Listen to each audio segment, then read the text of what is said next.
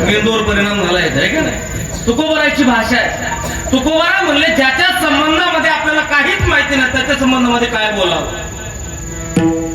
हाका मारी ज्याच्या नावे, हाका मारी ज्याच्या नावे, हाका मारी ज्याच्या नावे, हाका मारी ज्याच्या नावे, हाका मारी ज्याच्या नावे, हाका मारी ज्याच्या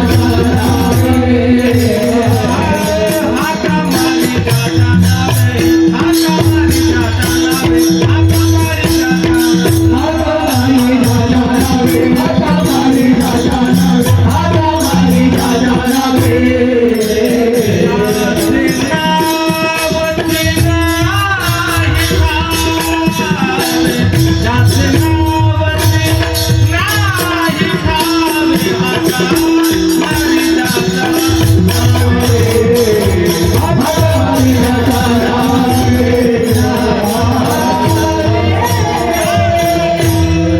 हाका मारी ज्याच्या त्याच्याबद्दल काय बोलावं. पण सगळ्यांबद्दल आपली आदर आहे, प्रेम आहे, भावना आहे. आदरणीय आज माझ्या समोर कीर्तन ऐकण्याकरता खऱ्या अर्थानं माझ्यासारख्या पामराचं त्यांना काय ऐकावं, पण एक लेकराचं कौतुक पाहण्याकरता पूजनीय तपोनिधी स्वामीजी खऱ्या अर्थानं आज या ठिकाणी उपस्थित आहेत. स्वामीजींच्या चरणावरती ही सेवा समर्पित करायची. त्यांच्या विद्वत्तेच्या बाबतीमध्ये काय बोलावं. तुकोबाराचीच भाषा आहे. काय वाणू आता नपुरेही वाणी आणि आता मस्तक चरणी ठेवीत असे. याच्यापेक्षा मी जास्त त्यांच्याबद्दल काही बोलणार नाही. कारण ते त्या तत्वापर्यंत गेलेली माणसं आहेत. आजचा अभंग निवडण्याचं कारण सुद्धा मला त्यांनी त्यांचा परिचय करून दिला म्हणून हा अभंग निवडला. मला म्हटले मी शासकीय नोकरी सोडून सुद्धा परमार्थाच्या दिशेनं प्रवास त्यांना केलेला आहे. याचं काय कारण आहे, याची कारण मीमांसा म्हणजे आजचा अभंग आहे. विठाला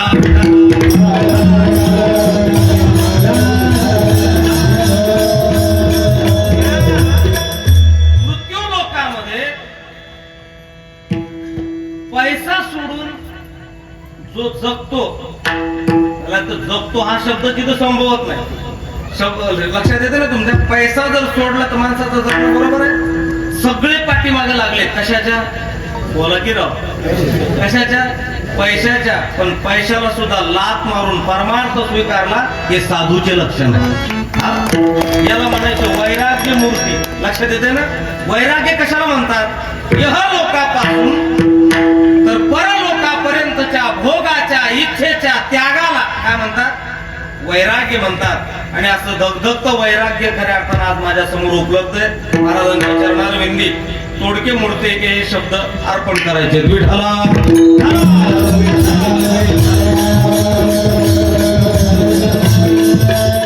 येण्याचा सुयोग आदरणीय वंदनीय पूजनीय आमचे संकेत याच्या माध्यमातून हा दर्शनाचा सुयोग आहे. तसं पाहायला गेलं तर आजची कीर्तन सेवा ही माझी नाही. माझं कीर्तन आज नव्हतं, पण मी इथं उभा राहिलो का.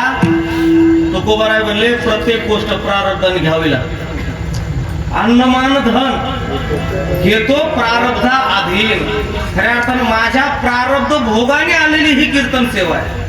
आणि त्यातली त्यात अर्जंट मध्ये ज्यांची 6 महिन्यापूर्वी तुम्ही सेवा घेतली, मला वाटतं त्यांना थोडीशी अडचण आली. काय अडचण आली तर किडनी स्टोनचा प्रॉब्लेम निघायच्या टायमाला सुरू झाला आणि मग आमचा इकडे येण्याचा प्रॉब्लेम सुरू झाला. विठाला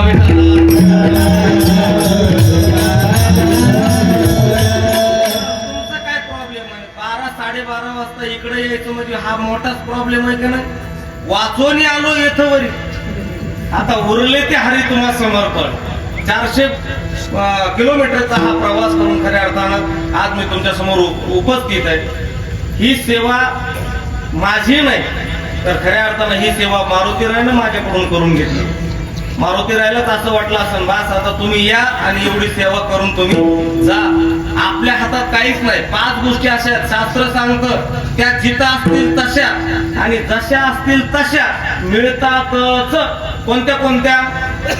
विवाहोर्थस्य मरणम अन्न जननमेवच कंठे लब्ध्वा दृढसूत्रम यत्र स्थम तत्र नियते. 5 गोष्टी अशा आहेत की त्या जिथं असतील तिथं आणि जशा असतील तशा मिळतात.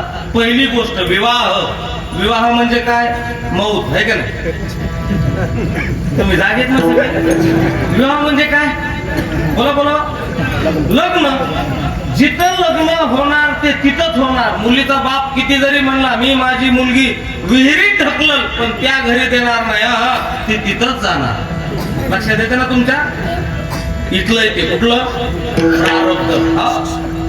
अर्थ. अर्थ म्हणजे पैसा. जन्माला येतंय आपल्या गावामध्ये आणि पैसे कमवायला जातोय मुंबई. तुम्ही त्यानं किती जरी इथं कष्ट केलं तर त्याच्या जीवनामध्ये त्याला पैसा मिळणार नाही. पण मुंबईला फिरत्या खुर्चीवर जरी जाऊन बसला तरी तिथं त्याला पैसा मिळाल्याशिवाय राहणार नाही. का? त्याच्या प्रारब्धात आहे तिथं. जन्म, ज्याचा जन्म जिथं व्हायचा आहे तिथंच होतो. मरण, गरुडाची कथा पाहून घ्या, जिथं व्हायचं तिथंच होत आहे. म्हणजे ह्या अशा काही गोष्टी असतात की त्या जिथं मिळायच्या तिथंच मिळतात. त्यातलीच आजची ही माझी आहे विठाला.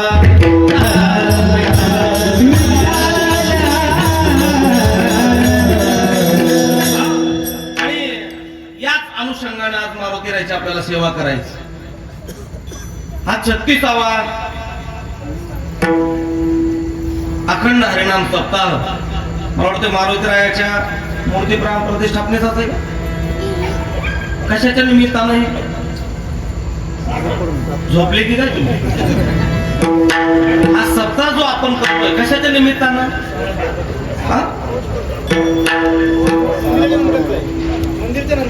मंदिराच्या नंतरचा सप्ताह. मला वाटलं मंदिराच्या वर्धापन दिनाच्या निमित्तानं हा सप्ताह घातला की काय. पण मारुतीरायाच्या दरबारामध्ये ही सेवा आहे. आणि आजच्या या सेवेकरता जो अभंग मी निवडलाय तो अभंग श्रीमंत श्री तुकोबरायचा अभंग. अभंग इथं बसलेले जेवढे तेवढ्या सगळ्यांच्या काय पाठ आहे. अभंग जरी पाठ नसला तर परिचयाचा तरी आहे. परिचयाचा नसला तर कानावून तरी गेलेला असेल आहे का नाही? कानाच्या वरून म्हणायला या अभंगाची सुरुवातच असेल. सदा माझे डोळे जडो तुझे मूर्ती, रखुमाईचा पती सोयरिया, गोड तुझे रूप गोड तुझे नाम, देई मज प्रेम सर्व काळ. प्रत्येकाच्या अंतःकरणामध्ये ठसा केला या अभंगाने. हा अभंग कधी घेतला जातो माहितीये तुम्हाला? महाराजांना जर यायला वेळ झाला तर गावकरी म्हणत असतात, हो विनेकरी बाबा अभंग घ्या, एक अभंग लांबवा. तो अभंग आहे हा विठाला विठाला.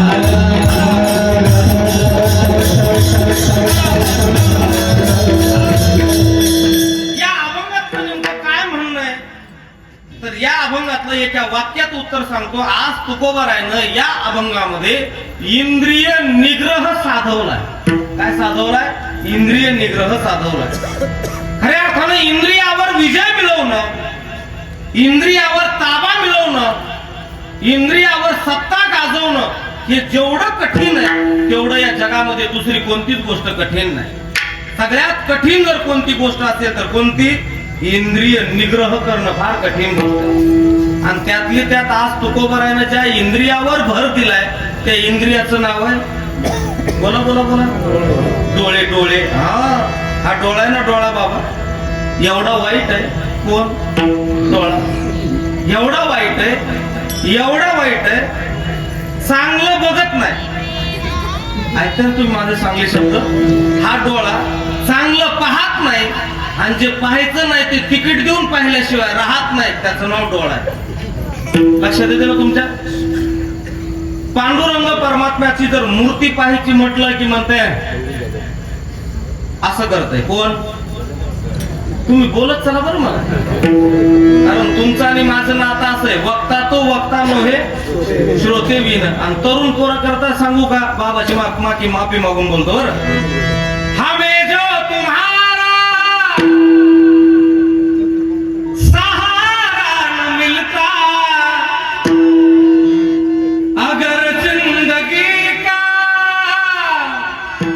किनारा न मिलता, न आशा की लड़ियां रो रो के जीती, तुम ना होते, अगर तुम ना होते, हमें और जीने की चाहत ना होती, अगर तुम ना होते, अगर तुम ना होते. पण हे तुमच्यात आणि माझ्यातच राहू दे बरं. वक्ता तो वक्ता नो हे श्रोते विण म्हणून एवढं सांगितलं तुम्हाला आहे की नाही.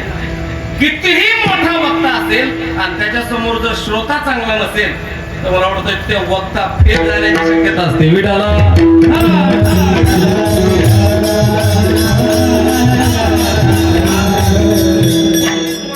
हा डोळा एवढा वाईट आहे, इतका वाईट आहे, जे पाहायचंय ते पाहत नाही, जे नाही पाहायचं ते पाहिल्याशिवाय राहत नाही, एवढा वाईट आहे. कोण? डोळा. हा म्हणून तर त्या प्रल्हाद शिंदेने या डोळ्याच्या बाबतीमध्ये एक लिहिलंय बघा. गेला हरी पुण्या गावा, ऐकता तुम्ही, कुणाला नाही कसा ठावा, घुमे ना गोकुळात पाहावा ग, उडतो डोळा, डोळा बाई कोणता इतका बेकार आहे हा. कोण? डोळा. फार वाईट आहे. आणि काय प्रारब्ध घेऊन आला असेल हा डोळा बाबा गुरुजी. एवढं जबरदस्त प्रारब्ध या डोळ्याचं. हे एकदा गेला तरी सुद्धा पुन्हा अजून एकदा वापस होतोय. कोण? हा हे डोळे गेले ना पुन्हा त्याला दोन डोळे बसवले जातात. काय म्हणतात तुमच्या त्या डोळ्याला? बोला की राव. चष्मा. चष्मा आहे की नाही. हा चष्मा सुद्धा बरंच काही शिकून जातो आपल्याला, बरंच काही शिकवतो. काय शिकवतो? पहिली शिकवण चष्मा देतो, म्हणतो हे बघ डोळ्या, आतापर्यंत तू काय काय कुठाने केले ते मला काय माहिती नाही. तुम्हाला माझी भाषा कळते ना, बीडची भाषा. आतापर्यंत तू काय काय केलंस याच्याशी मला घेणं देणं अजिबात नाही. पण आता तुला वन्स मोर म्हणून मी तुला परत दिव्य दृष्टी देऊ लागलो. आता तरी तू हे नश्वर जगत न पाहता त्या भगवान परमात्म्याचं अबाधित सौंदर्य पाहायला शिक. हे कोण शिकून द्यायला? बोला बोला. चष्मा. कुणाला? डोळ्याला. ऐकावं का नाही डोळ्याने? बोला की राव. ऐकायला पाहिजे का नाही? पण नाही ना ऐकाय. चष्मा घातला तरी आमचे इंदुरीकर महाराज म्हणतात ना, चष्म्यातून काय पाहतो? तुम्हीच बोला, ते मी नाही बोलणार. हा इतका डोळा खराब आहे. एक गोष्ट सांगतो ऐका, आजच्या कीर्तनातून फक्त तुम्ही डोळाच शिका. विठाला विठाला.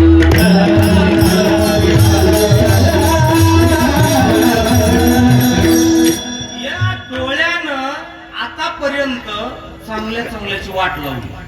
कुणी? डोळ्याने चांगल्या चांगल्याची वाट लावली. कुणाकुणाची लावली? जमद अग्नी दुर्वास नाडिले महान महान ऋषी. हा एवढ्याची सगळे बर्बाद झाले. बर्बाद कशानं?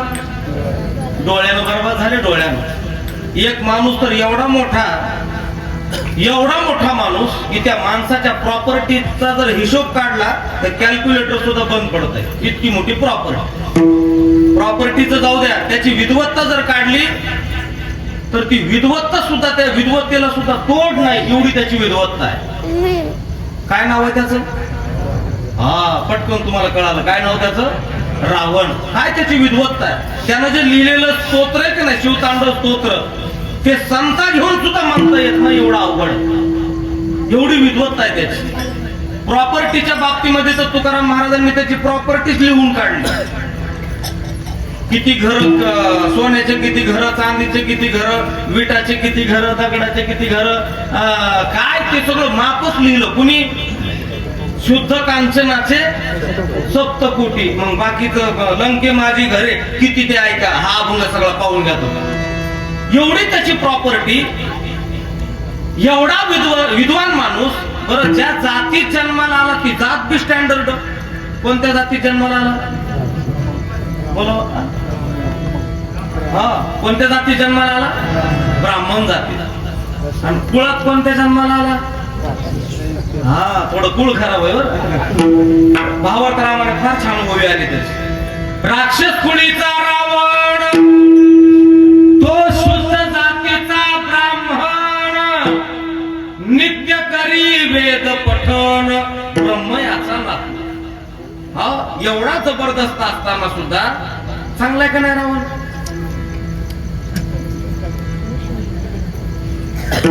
सांगा की राव एवढा भारी का नाही? एखादा आपल्या गावात आहे का रावण नावाचा माणूस? नाव ठेवायचं सुद्धा लायकीचं राहिलं नाही. नाव ठेवायचं कोण? रावण. रावण असलं तर सांगा त्याचा सत्कार करू आपण. बरोबर नाही, नाव ठेवायचं लायकीचं राहिलं नाही का? फक्त एकाच गोष्टीत गेला. कशात? बोला की डोळ्यात गेला. डोळ्यात. अहो 80,000 बायका असताना एकतर एवढी विश्वसुंदरी होती, या जगाच्या सौंदर्याला लाभलेलं एवढं तिचं सौंदर्य होतं. पण या रावणाची नजर कुणावर पडली? सीता मातेवर पडली. सीता मातेवर. आणि त्याचा परिणाम काय झाला मंडळी माहिती तुम्हाला? रावणाला दिवा लावायला माणूस राहिला नाही. दिवा लावायला कशामुळं? मी कुणाचं सांगायला हे माहिती ना तुम्हाला? म्हणजे रावणाचं असं आहे तर सका तात्याचं एका तात्याचं कसं असं एवढा मोठा रावण पण कशात गेला? डोळ्यात गेला. किती बरबादी झाली तुम्हाला म्हणलं. दिवा लावायला माणूस राहिला नाही. त्याचे रांडा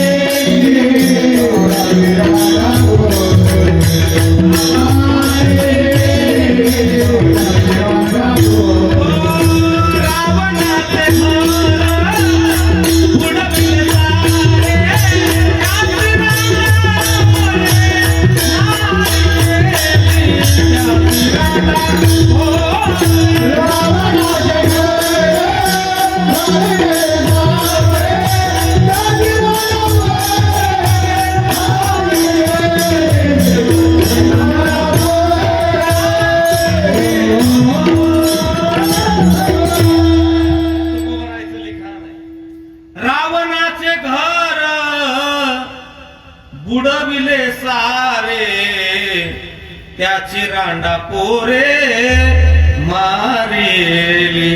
दिवा लावायला माणूस शिल्लक राहिला ना. दिवा लावायला कशामुळं? फक्त डोळ्यामुळे. इतका वाईट कोण होता? डोळा. याचं भोग त्याला भोगावं लागले. कुणाला? आणि खरं जर पाहिलं तर रावण एवढा वाईट बी नव्हता बरं.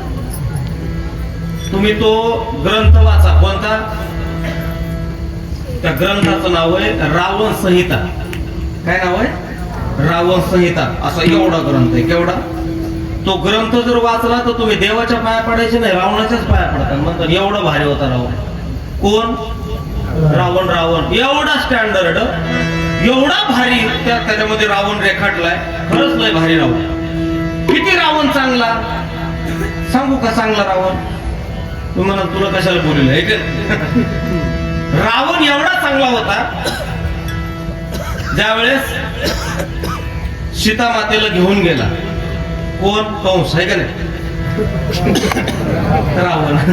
रावण घेऊन गेला आणि घेऊन गेल्यावर सीतेचा शोध लागला. बाबा शब्द कळतात ना माझ्या तिकडं? शोध लागला. सीतेला घेऊन यायचं. पण घेऊन यायचं तर आता आणायचं कसं? सीतेला आणणं एवढं सोपं थोडंच आहे. ते काय मोटरसायकलवर जायचं आणि घेऊन यायचं असा विषय नव्हता. सीतेला आणण्याकरता त्या रावणासोबत रामाला युद्ध करावं लागत होतं. बरं युद्ध करायचं तर रावणाचा विचार केला आणि रामाचा विचार केला तर रामाकडनं शस्त्रास्त्राचा साठा ना मनुष्यबळ ना काहीच नाही. पण रावणाचा विचार केला तर शस्त्रास्त्र सुद्धा भरपूर आहे आणि मनुष्यबळ सुद्धा भरपूर आहे. पण इकडे रामाकडे ही सामुग्री काही पाहायला मिळत नव्हती. आणि तेवढ्यामध्ये रामप्रभूच्या डोक्यात विचार आला. म्हणले आपल्याला तर याच्यासोबत युद्ध करायचंय, पण युद्ध करण्याच्या अगोदर आपण एक काम करू. म्हटले एखादा यज्ञ करू. कोण म्हणते असं? आपल्या गावामध्ये सुद्धा यज्ञ चालू ना 3 दिवसाचा. कशामुळे यज्ञ करायचा आहे? पैसा जास्त झाला म्हणून? बोला की. काही काम नाही म्हणून? तर 12 महिने आपली ही बॅटरी चार्जिंग राहावी, आपल्या संसारामध्ये आनंद यावा, सुख समाधान नांदावं, याच्याकरता हा काय करायचा आहे? हा यज्ञ करायचा. तसं रामप्रभू म्हणले मला युद्धामध्ये जिंकण्याकरता मला ते युद्ध करायचं तर आपण एक यज्ञ करू. आणि मग यज्ञ करायचा आहे तर मग जांबुवंताकडे ही समस्या घेऊन गेले. कोण? रामप्रभू. बारीक आहे का बरं तुम्ही? आणि जांबुवंताकडे गेल्यावर प्रभू रामचंद्र म्हणले, दादाजी माझी अशी इच्छा आहे की आता युद्ध तर करायचे पण आम्हाला आवडतं एक यज्ञ करावा. जांबुवंत म्हणले, महाराज यज्ञ करावा गोष्ट चांगली आहे, मलाही पटतंय, पण या निर्जन क्षेत्रामध्ये माणसाला माणूस पाहायला मिळाला आणि तुम्ही म्हणता यज्ञ करायचा, त्या यज्ञाला ब्राह्मण कुठून आणायचा? रामप्रभू म्हणले, बरं झालं तुम्ही ब्राह्मणाचं नाव काढलं. आपल्याला ब्राह्मण पाहिजे, पण ब्राह्मण असा पाहिजे तो शैवही पाहिजे आणि तो वैष्णवही पाहिजे. कसा पाहिजे? शैव म्हणजे शिवाचा भक्त आणि वैष्णव म्हणजे विष्णूचा भक्त. जांबुवंत तर परेशान झाले, म्हणले इथं साधा बामण भेटाना, तुम्ही ब्राह्मण पुन्हा शैव वैष्णव, हे काय आपले बस की बात नाही. रामप्रभू म्हणतात, बघा तुम्ही मोठे माणसं आहेत, बुजुर्ग माणसं आहेत, थोडासा दिमागाला लोड द्या, थोडा बुद्धीला ताण द्या, थोडा बघा एखादा आठवण तुम्हाला. वयोवृद्ध माणसं आहेत. आणि मग जांबुवंत महाराजांना ब्राह्मण आठवला. तुम्हाला आठवला का? तुम्हाला आठवला? कोण? रावण. तुम्ही ऐकलं कोण सगळेजण? काही या पुराणातल्या कथा अशा आहेत की आपलं कधी कधी डोकं बंद पडत. जांबुवंत महाराज म्हणले, ब्राह्मण आहेत पण तो येईल का नाही सांगता येत नाही, जरा आडमुठ आहे. कोण म्हणते असं? जांबुवंत महाराज. पण रामप्रभू म्हणले, दादाजी खडा टाकून तर बघा, जमलं तर जमलं, नाहीतर मग विषय सोडून देऊ आपण. आणि जांबुवंत महाराज रावणाकडे गेले. रावणाकडे गेल्यावर सगळ्यांना कळालं जांबुवंत महाराज आले, जांबुवंत महाराज आले. रावणाने त्यांचं एवढं जंगी स्वागत केलं आणि बैठकीमध्ये आसनावर बसवलं. आणि मग रावण जांबुवंत महाराजांना विचारू लागला, दादाजी नमस्कार करतो, काय काम आहे आपलं सांगा. आता जांबुवंत महाराजांनी सांगायला पाहिजे का नाही काम? जांबुवंत महाराज काम नाही सांगायला लागले, अगोदर त्याची स्तुती करू लागले. कुणाची? रावणाची. कसं असतंय, कुठलंही काम जर करायचं असेल ना तर अगोदर काय करावं लागते? माझं जर कीर्तन रंगवायचं असेल ना मला, तर यांना म्हणावं लागतं मृदंग विशारद, गायन सम्राट, रायगडचे भूषण, तवा माझं कीर्तन बरोबर. आणि जर मी म्हणलं ना ह्यांना काय गायला येतं, ह्यांना काय वाजवायला येतं, ते तिथंच म्हणते महाराज हे तुमचा पकवास, ते लगेच म्हणते हे तुमचा टाळ. हे बारकाले पोरं म्हणतात महाराज हे तुमचा गंध, आणि उद्यापासून सगळंच बंद. नको तुमचं कीर्तनही नको, भजनही नको. कीर्तन रंगवायचं असेल तर एवढं गोड बोलावं लागतंय. आणि इथं तर रावणाला कुठं न्यायचंय?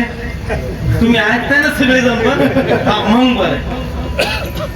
काय महाराज म्हणले तुमचं ऐश्वर्य? कोण म्हणू लागलंय? जांबुवंत. ऐश्वर्य म्हणलं की रावण. आमच्या बीड जिल्ह्याकडे असं पाटील म्हणलं की असं फुगतो. तुमच्याकडे कसं आहे मला माहिती नाही. असं म्हणलं ना, काय चाललंय पाटील? 100 जण असले तरी म्हणतं या चहा घेऊ आपण. 1000 रुपयाला एका मिनिटात जातो देव. काय म्हणल्यावर? फक्त पाटील म्हणल्यावर. लक्षात येते ना तुमच्या? तसं रावण, काय ऐश्वर्य तुमचं? तसं म्हणलं की रावण फुगायचं. अहो काय विद्वत्ता आहे हो तुमची. तुमच्या विद्वत्तेसारखी विद्वत्ता मला जगात कुठं पाहायला मिळाली नाही. तसं म्हणलं की रावण फुगायचा. एवढा फुगला. पण खरं सांगू तुम्हाला, शहाणे माणसं लवकर शहाणे होत असतात. शहाणे माणसं लवकर शहाणे होत असतात. हे जास्त स्तुती पुराण ऐकल्याच्या नंतर रावणाच्या लक्षात आलं, दाल में कुछ अति नम्रता धूर्त लक्षण. हे जास्त नम्र आपल्याला झाले, याचा अर्थ काहीतरी वेगळा प्रकार दिसतोय. जांबुवंत दादा तुम्ही आता स्तुती पुराण बंद करा आणि काम काय आहे ते मला लवकर सांगा. आणि काम काय सांगितल्यावर जांबुवंत महाराज म्हणले, राजे काम असं आहे, माझ्याकडे 2 यजमान आहेत आणि त्या यजमानांना यज्ञ करायचा आहे आणि त्या यज्ञाकरता ब्राह्मण पाहिजे, त्यांची 8 अशी, तो शैवही पाहिजे आणि तो वैष्णवही पाहिजे.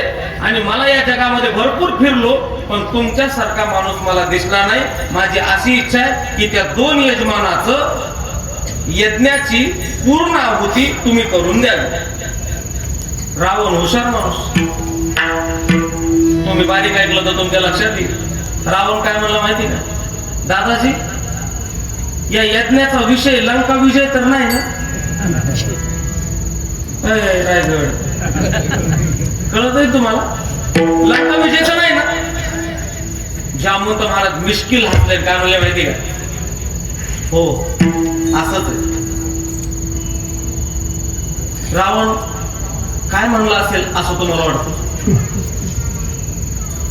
जाऊ द्या, तुमच्या जर दुश्मनाला घरी जर तुम्हाला बोलेल कशाला यज्ञ करा, जाऊ शकता? जे सांगायला आला तो जिवंत जातो का नाही भरोसा नाही. लक्षात येतं तुमच्या? रावण काय म्हणला माहिती का? दादाजी काळजी नसावी, 100% मी येतो. कोण म्हणतंय? रावण. खरं सांगा, चांगला का वाईट? बोला बोला, चांगला का वाईट? चांगला. मग आपल्या गावात एखादा कमवून नाही रावण नावाचा? चांगला नाहीच तो. कितीही चांगुलपणा वर्णन करा, तो चांगलाच नाही. कोण? वारकरी संप्रदायाचे भीष्माचार्य, आमचे वक्ते आबा म्हणायचे, कीर्तनकारानं रावण लय कीर्तनामध्ये रंगून सांगत जाऊ नये. कारण कलियुगामध्ये अगोदरच लोकांची रावणाची प्रवृत्ती, पुन्हा रावण जर रंगून सांगितलं तर अजून अधिकच ते वाढण्याची दाट शक्यता आहे, असे वक्ते आबा म्हणायचे. तसा तो रावण म्हणला, दादाजी जा तुम्ही पुढे, मी येतो पाठीमागून. आणि जामवंत महाराजांना पुढे पाठवलं आणि पाठीमागून लगेच रावणानं हाक मारली. कुणाला? मुलाला त्याच्या. इंद्रजिता. इंद्रजित पटकन, जी पप्पा, काय काय आज्ञा मला सांगा. म्हणजे आत्ताच्या आत्ता अशोक वाटिकेमध्ये जायचं, त्या सीतेला जाऊन सांग उद्या सकाळी 5 वाजता तू स्नान करून तयार हो. पण याला मुहूर्त काढायला काय दुसऱ्याच्या घरी जायची गरज नाही, सगळे पायाखालीच आहेत ग्रह. कुणाच्या? रावणाच्या. ए चल तू इकडे, तू इकडे, तिकडे. पटकन मुहूर्त काढलं. सकाळी 6:30चा मुहूर्त आणि 5 वाजता सीता मातेला तयार व्हायचं सांगितलं. इंद्रजित वापस येतोय की नाही, लगेच रावण अशोक वाटिकामध्ये गेला. कळाला का निरोप? म्हणले हो. काय? म्हणले 5 वाजता तयार व्हायचं सांगितले. म्हणले आई, तुला सुट्टी तिथपर्यंतच आहे, यज्ञाची पूर्ण आहुती झाली की तू लगेच परत वापस यायचं. काय आनंद झाला असेल त्या जगत जननी मातेला. आणि सकाळी इंद्रजितानं रथ काढला, सीता मातेला बसवलं, रावणाने रथ काढला आणि गेले. कुठं? अगोदर रावण गेला. कुठं? रामप्रभू बसे. तोपर्यंत यज्ञाचा कुंड वगैरे तयारी झाली होती. आणि रावण लगेच म्हणला, चला यजमान बोलवा यजमानाला. आले यजमान. कोण? 2 जण. कोण कोण? प्रभू रामचंद्र आणि लक्ष्मण भैया पाटावर बसले. आता काही कायला असा खपल्या काढायचं लय नाद असं. खपल्या काढत नाही, दुखावर आले त्याला काय म्हणतात? खपली. ती खपल्या काढायचा नाद असते. रावणाने पूजा करायला पाहिजे होती का नव्हती हो? रावण काय म्हणलं माहितीये का? यजमान, आपकी भार्या काय? भार्या म्हणजे बायको कुठे आपली? खाली मान घातली प्रभून. म्हणले आमची बायको इथं नाही. म्हटली नाही म्हणून रावणानं हाक मारणं इंद्रजिताला. इंद्रजिता पार्सल घेऊन ये म्हणले. कोण? सीता माता. आणि सीता मातेला तिथं हजर केलं. काय तो आनंद असेल तुम्ही तुमच्या मनामध्ये त्याचा विचार करा. आणि यज्ञाची पूर्णाहुती झाली बाबा. आणि पूर्ण आहुती झाल्यावर प्रभू म्हणतात, आचार्य आता तुमची दक्षिणा काय झाली तेवढी आम्हाला सांगा. कोणाला म्हणू लागले, आता रावण नाही बरं, आता काय झाला? तो आचार्य झाला. आचार्य सांगा तुमची काय दक्षिणा झाली. रावण म्हणला, तुम्ही सकाळी खाल्लं तर तुम्ही संध्याकाळी काय खावं याची तुमची काय पंचायत आहे. आणि तुम्ही मला काय दक्षिणा देणार आहे? आणि मी तुमच्याकडून दक्षिणा घ्यावी? माझ्या घरी कुबेर पाणी भरायला आहे. कोण? आणि तुम्ही काय मला दक्षिणा देणार आहे? तुमची दक्षिणा नको. रामप्रभू म्हणले, नाही नाही, तुम्ही जर माझी आज दक्षिणा नाही घेतली तर माझा यज्ञ सफल होणार नाही, तुम्हाला दक्षिणा घ्यावी लागेल. पण रामप्रभू म्हणतात घ्यावी लागेल. रावण म्हणतो नको. रावणाने शब्द वापरला. रावण म्हणला, प्रभू तुम्हाला दक्षिणा द्यायचीच आहे, मी घेतो, पण वेळ आल्यावर मग मागल म्हणला दक्षिणा. कोण म्हणलंय? रावण. रामप्रभू काय म्हणले माहिती का? आचार्य याच शब्दामुळं हे भोग भोगतोय म्हणले मी. तुम्हाला कळते का नाही? कोणत्या? वेळ आल्यावर. ही काही म्हणली होती मी वेळ आल्यावर वर मागल, म्हणून मला वनवासात यावं लागलंय म्हणले. मला आता तुम्ही सांगू नका, आताच काय ती तुमची दक्षिणा सांगा. त्यावेळेस रावणाने जी दक्षिणा मागितली ना, ती दक्षिणा ऐकल्यावर तुम्ही टाळी वाजवा. रावण म्हणला, प्रभू ज्यावेळेस माझा अंत काळ येईल ना, त्यावेळेस फक्त तुम्ही माझ्या डोळ्यासमोर राहावेत, एवढीच माझी शेवटची दक्षिणा आहे. आता खरं सांगा, रावण चांगला का वाईट? बोला की राव, चांगला आहे ना? आहे का एखादं गावात? नाही. का नाही? वाईट कशात गेला? बोला ना, कशात गेला? डोळा ध्यानात ठेवा बरं तुम्ही. मी काय पटरी सोडून बोलत नाही तुम्हाला. कशामध्ये गेला? एवढा चांगुलपणा असताना सुद्धा फक्त एकाच गोष्टीमध्ये गेला. कशामध्ये? सृष्टीरूपी मरण इंद्रियाच्या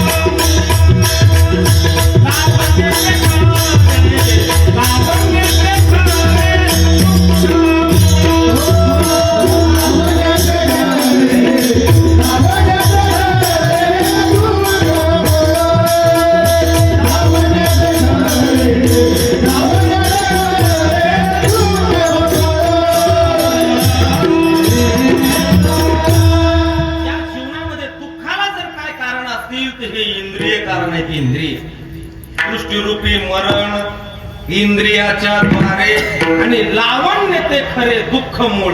या दुःखाचं मूळ जर कुठून सुरू होत असेल तर या इंद्रियाच्या अधीन. मला वाटतं एवढे इंद्रिय खराब आहेत, एवढे इंद्रिय खराब आहेत, चांगलं काम हे करू देत. ही जीभ आहे ना, जीभ जीभ कळते ना. माणसात माणूस ठेवला नाही कोणी जिभेने. एका घराचे किती झाले? 2-2 घरं झाले. कुणामुळे? म्हणून माझ्या या सगळ्या लाडक्या बहिणी आहेत ना इथं जमलेल्या. 36वं वर्ष या वर्षी आपल्या सप्ताहात. तुम्हाला काही नाही करता आलं तरी चालेल, फक्त हिच्यावर आवर घाला. कुणावर? बोला की राव, त्या जिभेवर. कारण ही एवढी वाईट आहे, हिला 32 जणांचं संरक्षण आहे. किती जणांचं? तरी सुद्धा वळवळ वळवळ वळवळ वळवळ करते. कोण? जीभ. लय बेकार. एकदा जिभेचं दाताचं भांडण लागतं. किती जण आहेत दात? 32. आणि जीभ एकटीला बघून काय केलं? वजन टाकू लागले ते. कोण? ते 32 जण. का ग म्हणले? सारखं चुरचुर चुरचुर बोलती. पकवाजाला नीट म्हणेना, तबल्यावाला नीट म्हणेना, महाराजाला नीट म्हणेना, गायकाला नीट म्हणेना, कुणालाही वाईट बोलती. जीभ म्हणले, अरे झालं काय? झालं काय म्हणजे? कळतंय तुला? जरा चांगलं बोलायचं शिक. कोण म्हणताय? तुम्ही बोलत चला की दात. मग तिला बी राग आला. कुणाला? जिभेला. ती म्हणले असताना म्हणले तुम्ही 32 जण. काय लावलं? मी गपचूप ऐकते म्हणून तुम्ही मला बोलू लागले. एकदा का वाकडी चालले ना, कळलं का नाही तुम्हाला? नसलं कळलं तर चहा पिऊन जा. माणसं म्हणतात ना, राम्या तोंड आवरा, नाही तर मी तुझी एका बुक्की मध्ये. हे बरं कळलं तुम्हाला? 32शी खाली गेली म्हणजे जीभ थोडी जर वाकडी चालली तर 32 जण जर. मी माझ्या पदर नाही सांगितलं, कबीरदास महाराजांचा तो आहे. जीभ कहे तन को तुम 32सी मैं अकेली माँ, और एक बार तेरी चलू तो पूरी 32 ही गिर जाए. एकदा जर वाकडी चालली ना तर पुरी 32शी काय होती? पाडी म्हणतो माणूस तसं. थोडस तुम्ही एक शब्द जरी घरात वाकडा बोललात ना तर भावाचं चांगलं चाललेलं सुद्धा, बोला की राव, बिघडून जातं. बिघडून कशामुळं? फक्त जिभेमुळं. म्हणून हरिपाठातलं फक्त एकच तुकडा पाठ करायचा. 2 एवढाच आहे. केवढा? एवढाच आहे. काय तुकडा आहे? ज्ञानदेवा मौन बोला की पुढं जपमाळ अंतरी आणि धरोन श्री हरी थोडं मौन व्रत जर धारण केलं ना तर तुमच्या संसाराला सोन्याचे फुलं लागतील. विढाला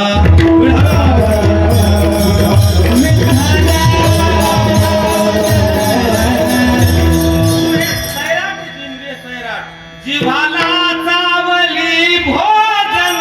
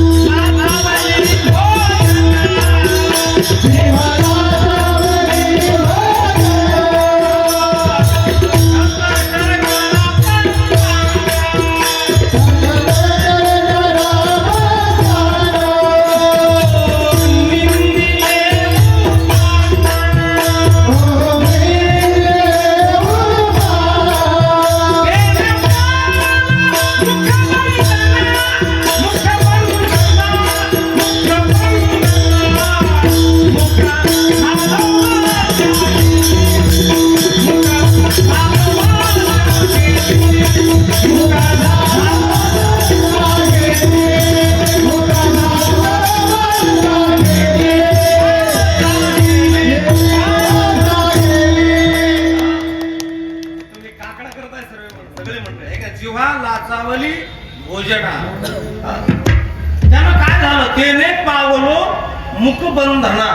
हिच्यावर जर ताबा नाही भेटला तर 100% मग मुका झालो वाचा गेली. म्हणून इंद्रिय निग्रह करणं फार कठीण आहे. इंद्रिय निग्रह करण्यामध्ये बरेच जण अनसक्सेस झाले. काय झाले? सक्सेस झाले का अनसक्सेस? सक्सेस फार थोडी माणसं झाली बाबासाहेब. सगळं सोडून परमार्थाला लागली. कशावरला विजय हा? बोला ना, इंद्रियावरला विजय. तुकाराम महाराजांकडे भंडाऱ्या डोंगरावर भजन करत असताना एक माता माऊली गेली. तुकोबारा तिला काय म्हणले? जाई व तू माते नकरी सायास आणि आम्ही विष्णू. कशावरला विजय हा? इंद्रियावरला विजय हा. इंद्रियावरला. या जगात 2 माणसं सक्सेस झाली इंद्रियावर विजय मिळवण्याकरता. कोण कोण? एक आहे संत आणि दुसरा इंद्रियावर विजय जर कुणी मिळवला असेल तर तो या महाराष्ट्राचा राजा छत्रपती शिवाजी महाराज. छत्रपती शिवाजी महाराजांनी कशावर विजय मिळवला? मला वाटतं शत्रूवर विजय मिळवला याच्यात बिलकुल नवल नाही. छत्रपती शिवाजी महाराजांचा खरा विजय जर कोणता असेल तर तो इंद्रियावरला विजय. कल्याणच्या सुभेदाराची सून नजरानं म्हणून पाठवली पण तिला चोळी बांगडी करून वाट लावलं. कशावरला विजय? बोला बोला. इंद्रियावरला विजय. शिवरायाच्या पंखाखाली मुळीच नवती वाण. शिवरायाच्या पंखाखाली मुळीच नवती वाण. आनंदाने नांदत होती हिंदू मुसलमान. अशीच एक देखणी होती सुभेदाराची सुन.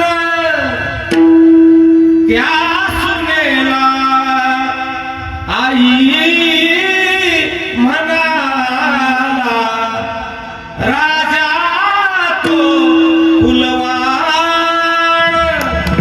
छत्रपती शिवाजी महाराज. तुम्हाला जय म्हणलं कोण? तरी सुद्धा ऑटोमॅटिक तुम्ही जय म्हणले का? इंद्रिय निग्रह म्हणतात त्याला. हा, इंद्रिय निग्रह करणं फार कठीण आहे.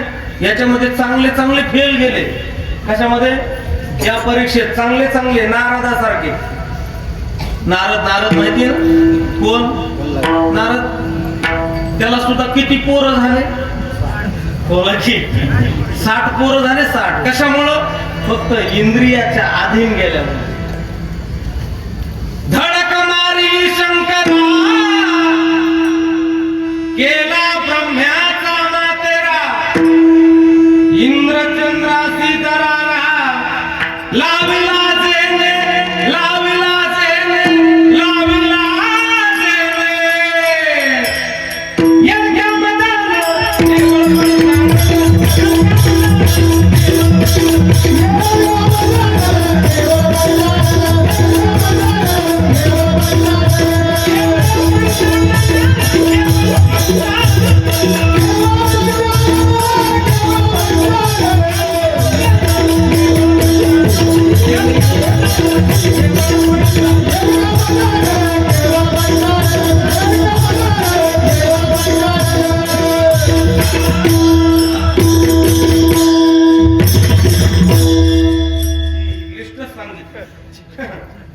नामाची कोतवालय आणि नागविले बहुतासी हरिहराची आबरू घेतो भय नाही त्यासी जमद अग्नी दुर्वास नाडिले महान महान ऋषी आणि क्रोधाची फौजदार तोही मिळाला त्याशी ही लिस्ट सांगितली लिस्ट हे लोक अनसक्सेस झाले कशामध्ये इंद्रियामध्ये आणि जे जे इंद्रियाच्या अधीन गेले ना माणसं लोक म्हणतात ना आमच्या रामरावचा काय बाबा मनावरला खेळ कशावरला खेळ मनावरला आजपासून मनावरला नका म्हणे त्याच्या डोळ्यावरला खेळ कशावरला खेळ आहे अगोदर डोळा आहे का अगोदर मन आहे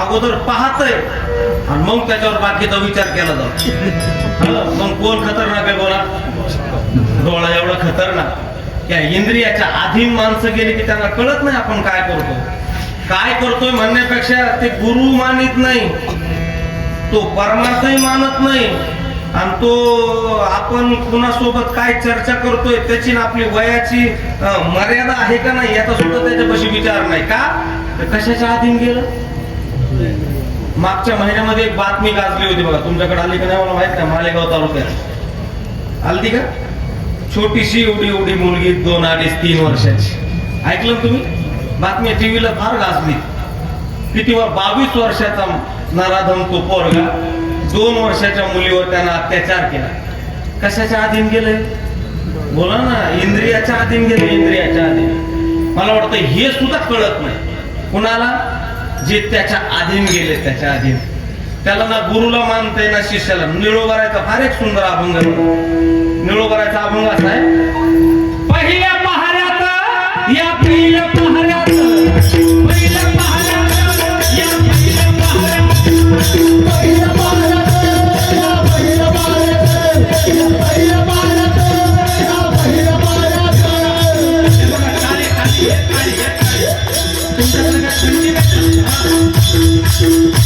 या पहिल्या पहाऱ्यात या पहिल्या पहाऱ्यात या पहिल्या पहाऱ्यात या पहिल्या पहाऱ्यात या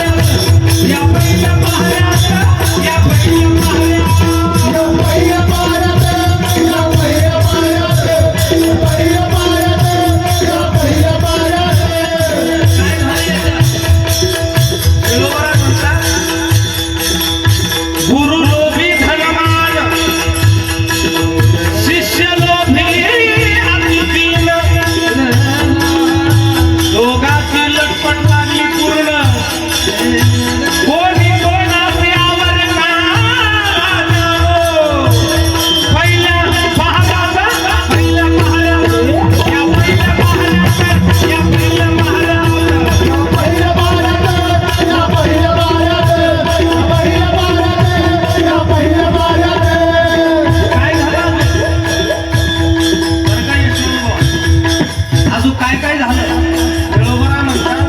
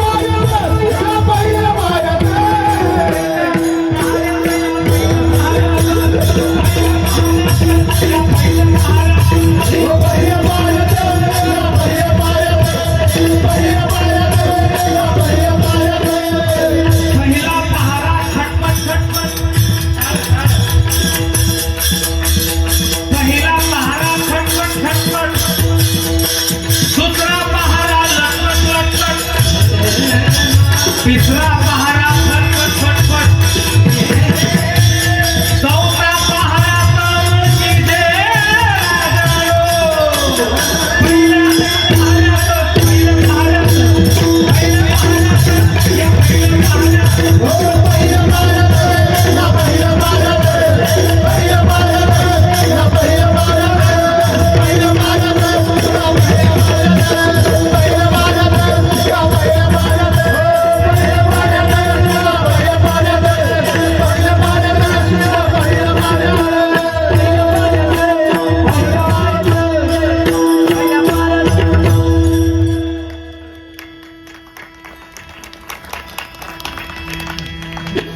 तुमचं जर कुणी असतं इथं तर अशाच वाजवल्या असत्या काय कशा वाजवल्या असत्या बघा आपल्या दोन मार्केट एवढा फरक आहे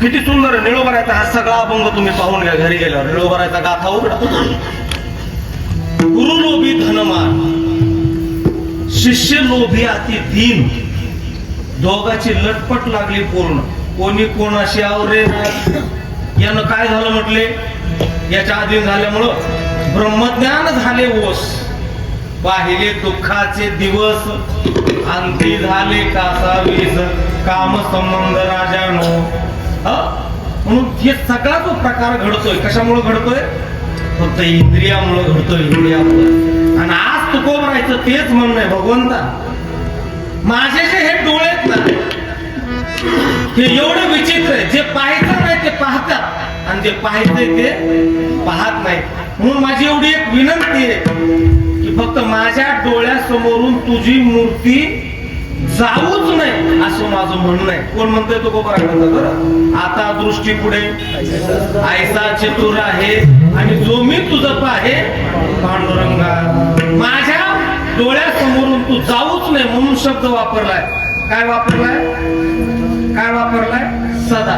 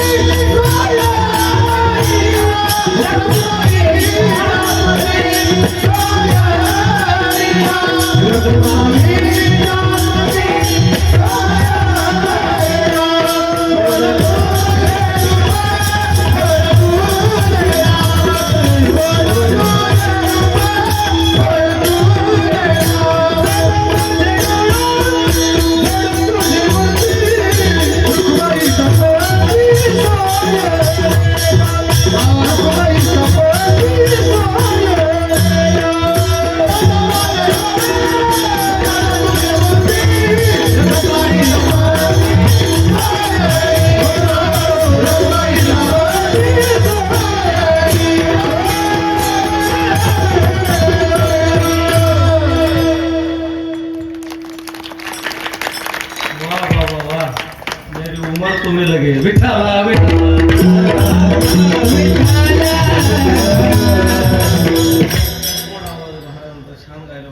सदा माझे डोळे किंवा डोळा जडो तुझे मूर्ती रखुमाईचे पती सोयर्या गोड तुझे रूप गोड तुझे नाम दे मज प्रेम सर्व काळ नुसता डोळा बघता बघता 11 वाजता तुम्हाला डोळा तर नाही लागला म्हणून बरं आहे 11 वाजले म्हणजे आता पास करायची वेळ आहे म्हणून झालेली सेवा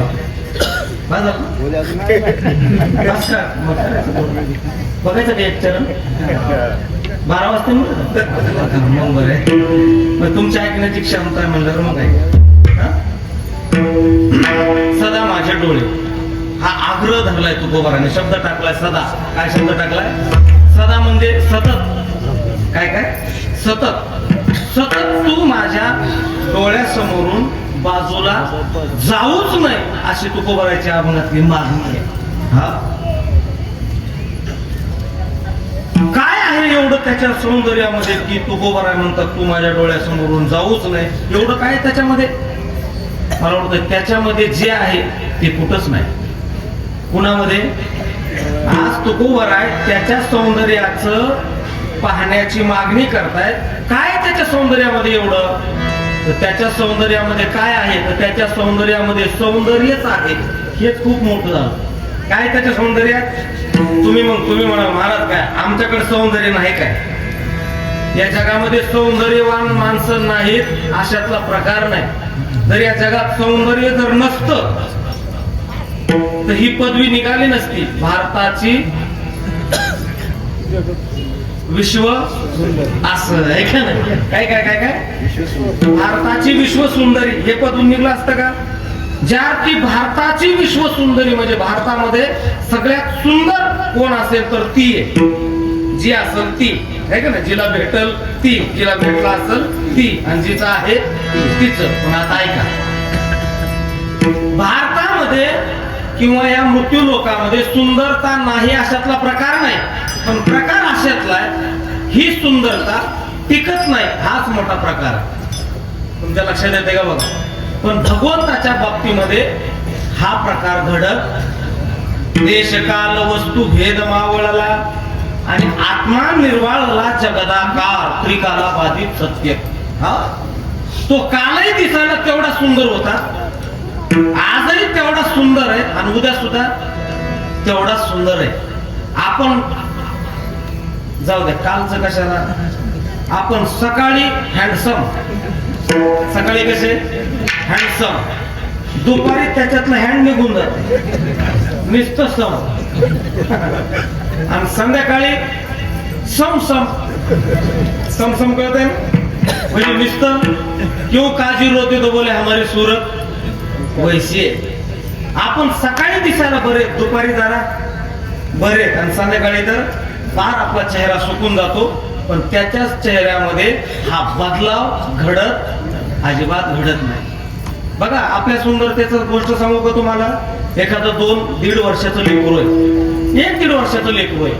ते लेकराकडे जर पाहिलं बाबा तर एवढं आपलूक दिसतं, वाटतं उचलूनच घ्यावं. आणि काय करावं त्याची? तुम्ही नाराज तर नाहीत ना मॅडम? काय करावं त्याची? पप्पी घ्यावी. हे का नाही? काय घ्यावी? पप्पी घ्यावी. मग ते कुठल्या जातीचं आहे, कुठल्या गोतीचं आहे, कुठल्या विचाराचं आहे, माणूस याचा सूत्राम विचार करत नाही. पटकन जात त्या लेकराला उचलून घेतोय का? काय त्याचे गाल, काय त्याचे डोळे, काय त्याचे कुरळे कुरळे केस, मृगासारखे डोळे, पटकन उचलून घेऊन उराशी लावून त्याची पप्पी घेत आहे. किती वर्षाच्या लेकराची? 2 वर्षाची. ऐकता ना तुम्ही? आता हेच 2 वर्षाचं लेकरू 90 वर्षाचं झालं.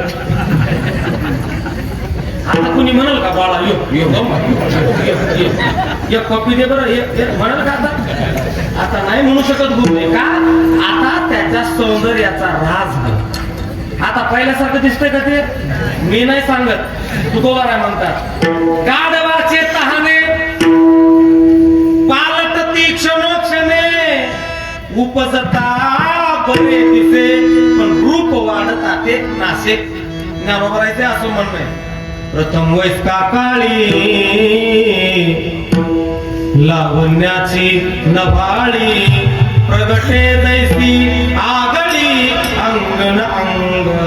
ज्ञानोबा म्हणतात या विश्वातली कुठलीही गोष्ट तुम्ही घेतली तर ती तुम्हाला आता बरी दिसती, पण हळूहळू हळूहळू हळूहळू तिचं काय होतोय?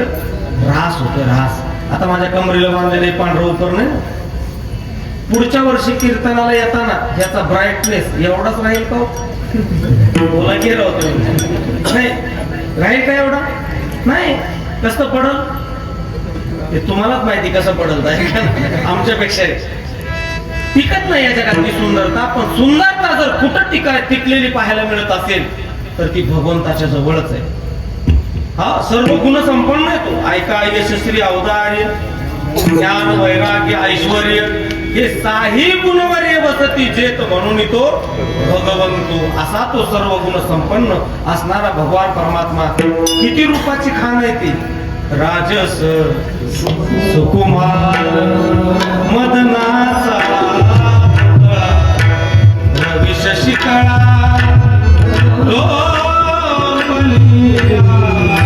कस्तुरी मळवट चंदना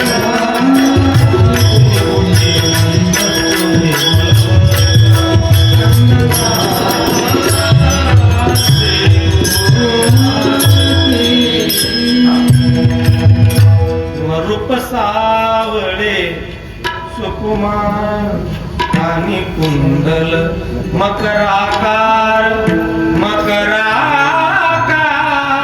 सुकुमार रूप सावळे सुकुमार. एवढा तो सुंदर आहे. एवढा एकच वाक्य सांगतो याची सुंदरता किती आहे. या विश्वातलं जे सौंदर्य वाक्य नीट आहे का. या विश्वातलं जे सौंदर्य हे विश्वातलं सौंदर्य सुद्धा त्याच्या सौंदर्यावर मोहित होत आहे. कुणाच्या? भगवंताच्या सौंदर्यावर या विश्वातलं सौंदर्य मोहित होत आहे. मग तुम्ही म्हणाल भगवान परमात्मा सोडून अजून कोण सौंदर्यवान आहे या जगामध्ये? आहे ना, तिचं नाव आहे, बोला ना, लक्ष्मी. हा, ती सुद्धा मोहित झाली बाबा याच्यावर. श्रीकृष्णाच्या सौंदर्या पुढे लक्ष्मी भुलोनी झाली वेडी झाली ती वेडी. कुणाकडे पाहून? भगवान परमात्म्याच्या सौंदर्याकडे. एवढा तो सुंदर आहे. आणि आज तुकोबारा म्हणतात देवा इतके तुम्ही सुंदर आहात, इतके सुंदर आहात, काय पाहिलं असेल तुकोबाराने त्याच्यामध्ये. आणि कधी तुम्ही म्हणाल मग आम्ही नाहीत का पाहत? आपणही पाहतो, पण आपलं पाहणं वेगळं आणि तुकोबारायचं पाहणं वेगळं. आपणही पाहतो. काय पाहतो आपण? फक्त मूर्ती पाहतो. काय पाहतो? खऱ्या अर्थाने संत परंपरा त्याला पाहत. निरखिता नयनी वृंदावनी देखिला मनिवेदू तयाचा पंढरी रायाचा. ज्ञानोबाराची मिरवणी त्याला पाहत असताना एवढं ज्ञानोबाराचा एकच आपण सांगतो, अनहत ध्वनीनाद तो पावला परमपद उन्मनी तुर्या विनोद छंदे छंदे डुलत असो. हे पाहण्याचे लक्षण आहे. पाहता पाहणे दुरी सारोनिया तोहारे श्रीहरी पाहिला डोळे भरे. पाहता पाहणे दुरी सारोनिया तोहारे श्रीहरी पाहिला डोळे भरे. हे पाहण्याचे लक्षण आहे. आपण जे पाहतो ते नाही, ते पाहिला. आमच्या गवळणीनं पाहिला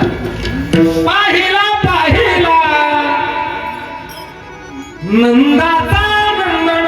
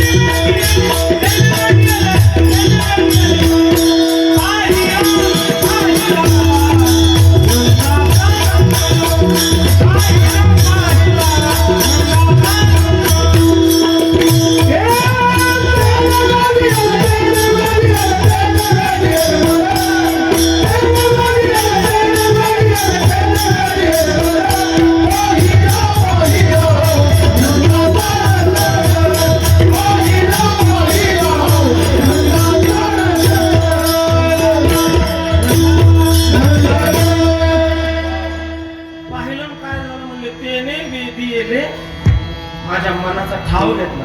तुम्ही कालाच्या कीर्तनामध्ये ऐकत असाल. त्या गवळणी त्याला पाहायला आल्या. कोणाला?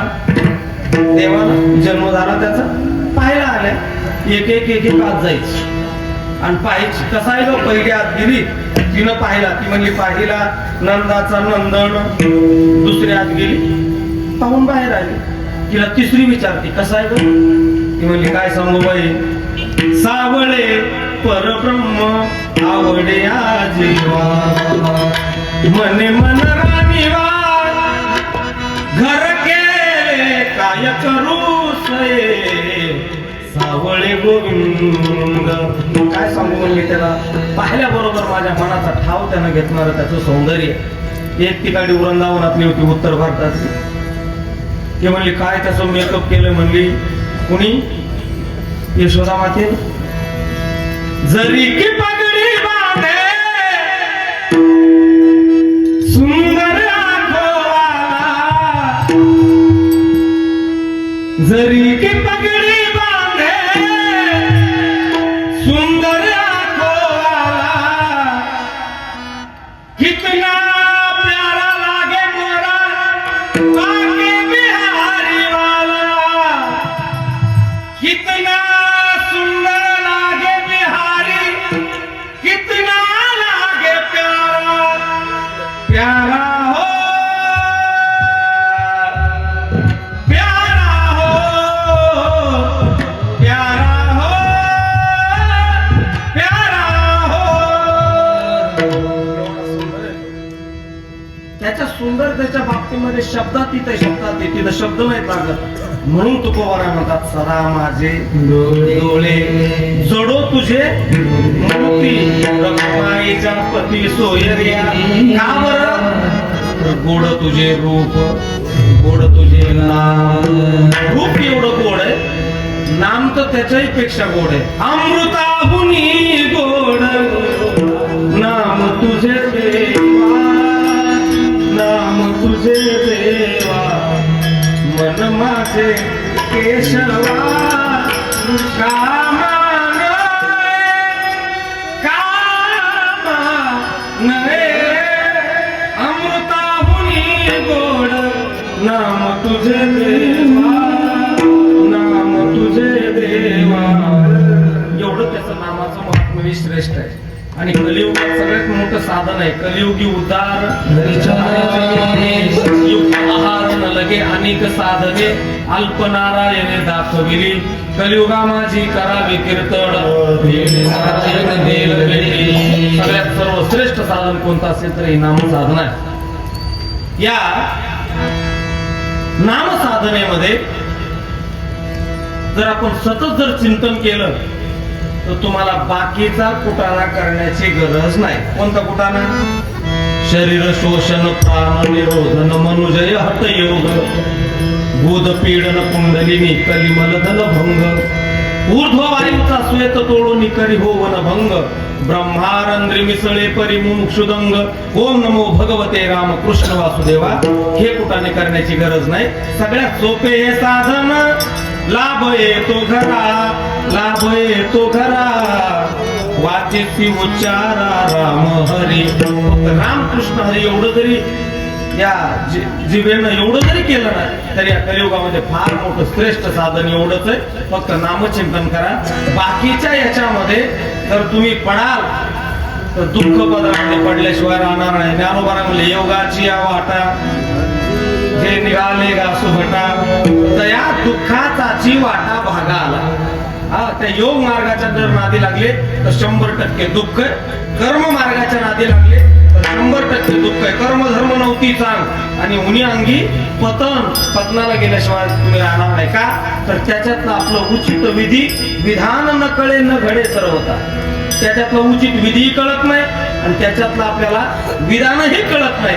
म्हणून हे सगळ्यात सोपं रामकृष्ण हरी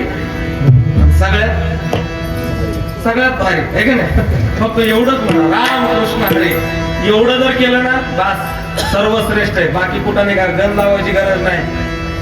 त्याच्या गळा माळ असो किंवा नसो फक्त एवढंच करायचं. वाचेचा रसाळ आणि मनाचा निर्मळ. मन कसं पाहिजे? एकामेकाबद्दल द्वेष नाहीतर महाराजांनी पकवलंय चांगलं वाजवलं की माझ्या पोटात दुखायच लागलं.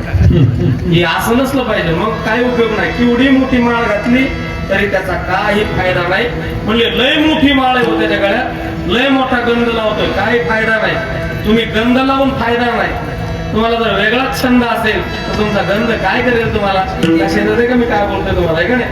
म्हणून गंध लावण्यामध्ये उपयोग नाही, तर तुम्ही आचरण कसं करताय हे सगळ्यात महत्वाचं.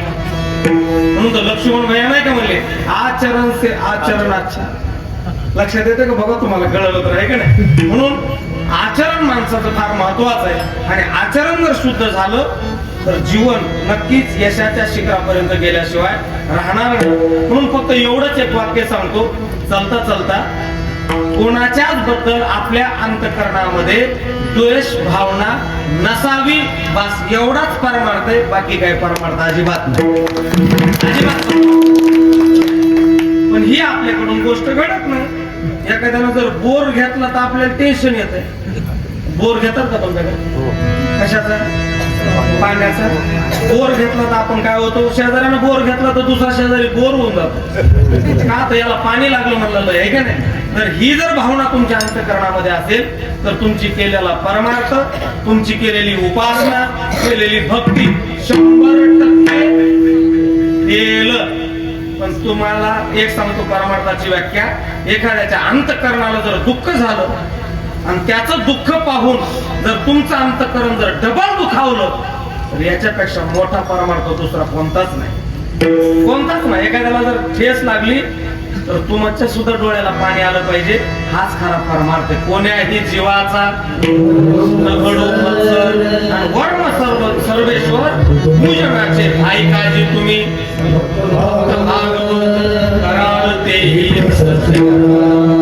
एवढाच हा संदेश म्हणून यथामती यथावता गावत्या वेगामध्ये अभंगावरती आपण चिंतन करण्याचा प्रयत्न केलेला आहे. एखादा शब्द चुकीचा गेला असेल तर आईवडिलांचं अंतःकरण करून माफ करा.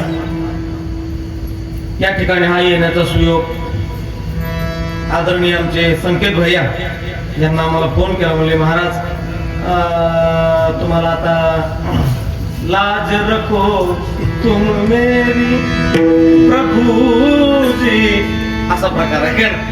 आणि आमची कथा भागवत कथा चालू आहे सोलापूरमध्ये. आम्ही 9 ते 12 ती कथा चालू आहे. 12ला आम्ही स्टेजवरून खाली उतरल्यावर माऊलीचा फोन आला आमचा, ज्यांचं कीर्तन होतं ना, त्यांना किडनी स्टोनचा त्रास सुरू झाला 10-11 वाजल्यापासून.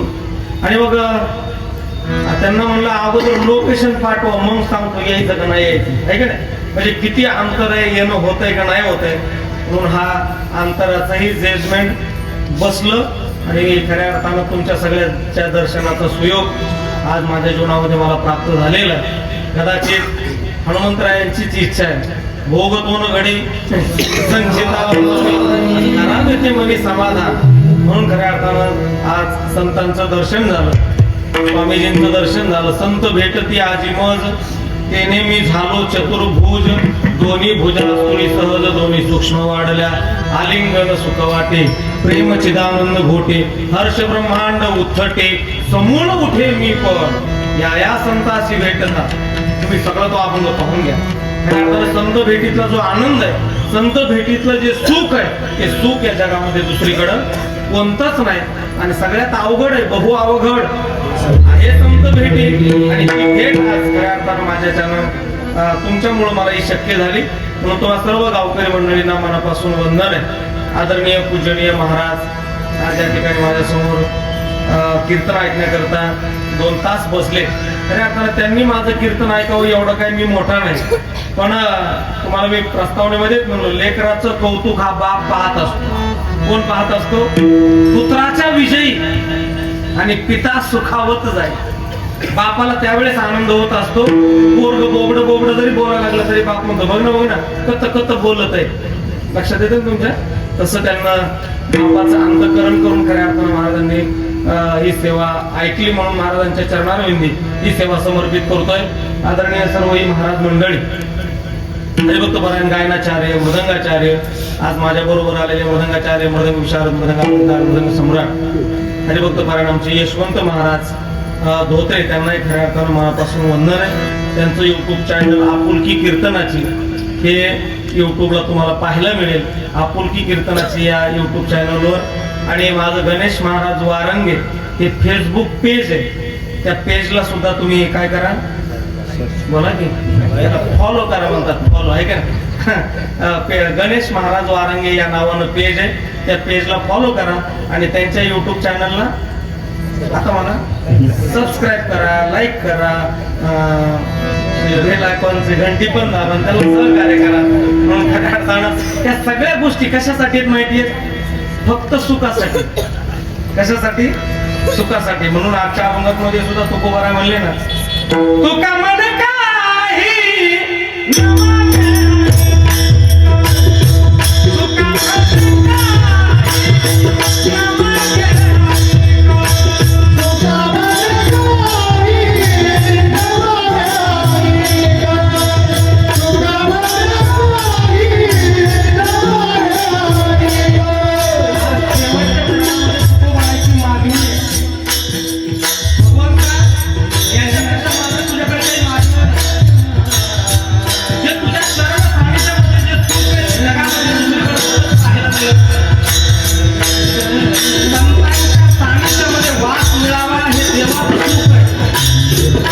देवाच्या चरणाचा भाग मिळावा हे संतांचं सुख. म्हणून आज तुकोबाराय म्हणतात, तुका म्हणे काही न मागे अनेक, आज तुझ्या चरणाजवळचे आहे ना, तुझे पायी सुख सर्व आहे, तुझे पायी सुख,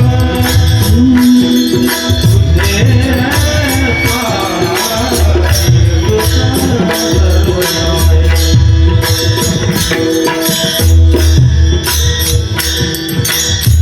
सारे गरे गम गम